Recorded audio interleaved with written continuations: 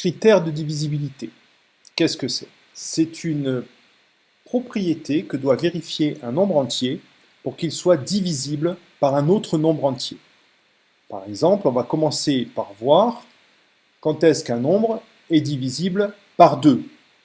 Eh bien, un nombre est divisible par 2, un nombre entier, si son dernier chiffre est 0, 2, 4, 6 ou 8. Et ces nombres-là, tu les connais, ce sont les nombres pairs. Par exemple,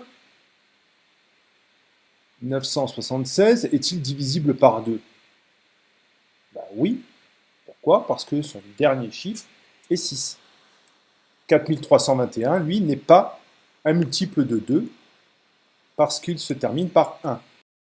Tu remarqueras que j'ai utilisé le mot multiple. 4321 n'est pas dans la table de 2, donc il n'est pas divisible par 2. Et il n'est pas un multiple de 2.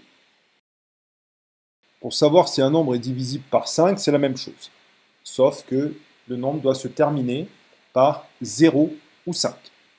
Par exemple, 735 est dans la table de 5. Il est divisible par 5.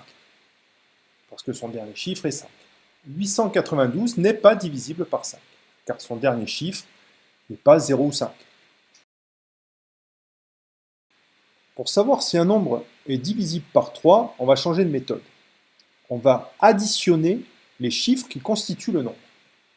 Et on va vérifier si la somme des chiffres est un multiple de 3. Alors, un premier exemple. 1452 est divisible par 3. Pourquoi? Si j'additionne ces chiffres, 1, 4, 5 et 2, j'obtiens 12. Et 12 est dans la table de 3. Donc, 1452 est divisible par 3. En revanche, 2567 n'est pas divisible par 3. Si j'additionne 2 plus 5 plus 6 plus 7, les chiffres de 2567, j'obtiens 20. Et 20 n'est pas dans la table de 3.